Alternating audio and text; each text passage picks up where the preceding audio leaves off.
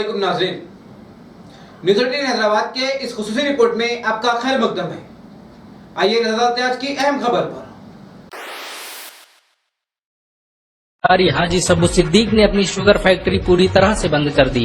ये फैक्ट्री इतनी बड़ी थी कि इसके जरिए बनाई गई शुगर पूरे इंग्लैंड में इस्तेमाल की जाती थी। बहुत कम लोग जानते हैं कि बाटा कंपनी भी मुसलमानों की थी, जिसे असहयोग आंदोलन के दौरान एक अंग्रेज ने खरीद लिया था। आपको ये जानकर शायद हैरानी हो कि भगत सिंह का केस लड़ने वाला शख्स भी एक मुसलमान था। बैरिस्टर आसिफ अली ने भगत सिंह का केस तब लड़ा जब कोई भी भगत सिंह का साथ देने को तैयार नहीं था। इंकलाब जिंदाबाद का नारा देने वाले हजरत मोहानी भी एक मुसलमान थे। उन्होंने ही भारत की आजादी की रूपरेखा तैयार की थी। इतिहासकारों के मुताबिक 1857 में होने वाले विद्रोह में 50,000 उलमाओं को फांसी दी गई और लाखों मुसलमान सरेआम कत्ल कर दिए गए। 1857 में दिल्ली से लेकर कलकत्ता की रोड पर ऐसा कोई पेड़ नहीं था जिस पर मुस्लिम उलमाओं की लाशें न टंगी हो। मुसलमानों ने ही भारत की आजादी के लिए पहली जंग लड़ी। मैसूर के सुल्तान हैदर अली और उसके बेटी टीपू भारत की आजादी के लिए शहीद होने वाले पहले शासक थे। मशहूर क्रांतिकारी अशफाकुल्लाह खान सबसे कम उम्र में फांसी पाने वाले भारत के पहले व्यक्ति थे। बहुत कम लोग जानते हैं कि जय हिंद का नारा एक मुसलमान आबिद हसन सफानी ने दिया था।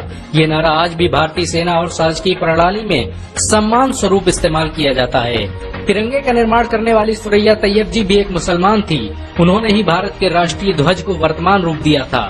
कानपुर में पैदा होने वाले अजीमुल्लाह खान ने ही मादरे वतन भारत की जय का नारा दिया था, जिसमें बाद में कुछ सांप्रदायिक लोगों ने माता शब्द को जोड़ दिया। आपको ये जानकर शायद हैरानी हो कि भारत का पहला राष्ट्रीय गीत अजीमुल्लाह खान ने ही लिखा था। बहुत कम लोग जानते हैं कि मौलाना कासिम नानोतवी ने दारुल उलूम देवबंद की स्थापना अंग्रेजों को भारत से निकालने के लिए की थी।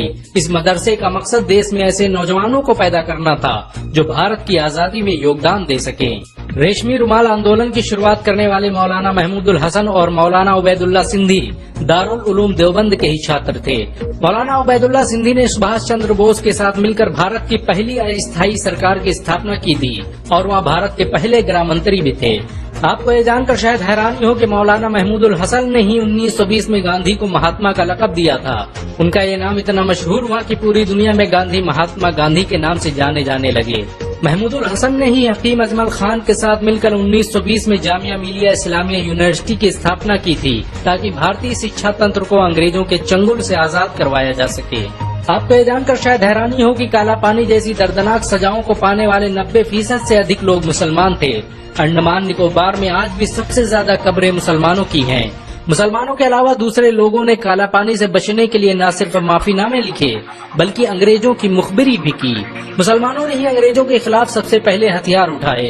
1772 में शाह अब्दुल अजीज ने अंग्रेजों के खिलाफ फतवा देते हुए ऐलान किया कि अंग्रेजों की गुलामी हराम है और हर मुसलमान पर फर्ज है कि वो अपने मुल्क और देश की आजादी के लिए खुद को कुर्बान कर दे। 1857 में होने वाले विद्रोह की प्लानिंग एक मुसलमान मौलवी अहमदुल्लाह शाह ने की थी। वो भारत के अकेले इंसान थे जिन पर अंग्रेजों ने 50,000 रुपए का इनाम रखा था।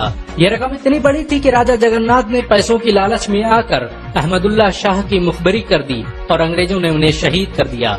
बहुत कम लोग जानते हैं कि 1857 में शहीद होने वाले 90% लोग मुसलमान थे।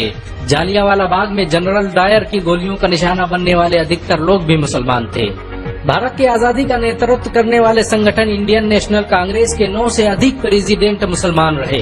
गांधी जी ने अफ्रीका में जहां वकालत की पढ़ाई की, वो कॉलेज भी एक भारतीय मुसलमान का था और वह जब भारत में आए तो उन्होंने आजादी के लिए अली ब्रदर्स के साथ काम करना शुरू किया, जो कि मुसलमान थे। बहुत कम लोग जानते हैं कि 1921 में केरल के मुसलमानों द्वारा अंग्रेजों के खिलाफ लड़ी गई जंग में 3000 से अधिक मुसलमान शहीद हुए थे और 50,000 मुसलमानों को जेल में कैद कर दिया गया था। ये आंदोलन मोपला मुस्लिम आंदोलन के नाम से जाना जाता है।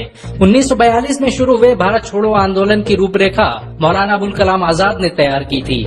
संविधान निर्माता डॉक्टर भीमराव अम्बेडकर को पहचान दिलाने में मुसलमानों का बड़ा योगदान रहा है। 1946 में जब भीमराव अम्बेडकर दलित होने की वजह से इलेक्शन हार गए तो बंगाल मुस्लिम लीग ने उन्हें मुस्लिम इलाके से इलेक्शन लड़ने की दावत दी। इस तरह भीमराव अम्बेडकर संविधान सभा का हिस्सा बन सके।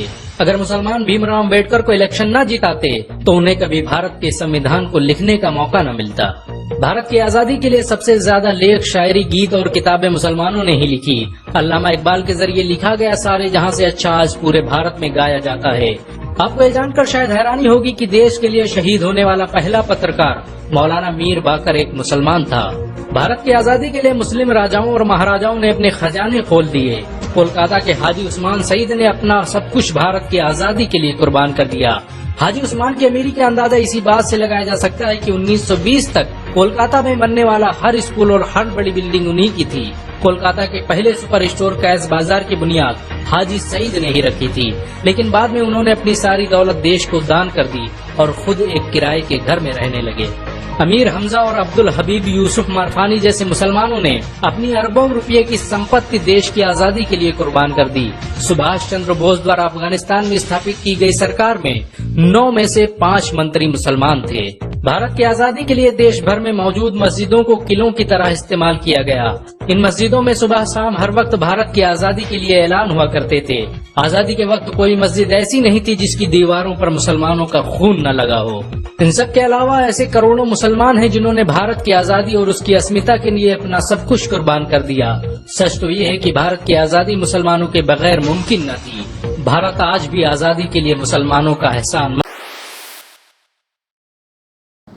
नाज़रीन, न्यूज़ 18 हैदराबाद चैनल को लाइक, शेयर, सब्सक्राइब जरूर करें। इसी के साथ कहते हैं मैं इब्राहिम, अल्लाह हाफ़िज़।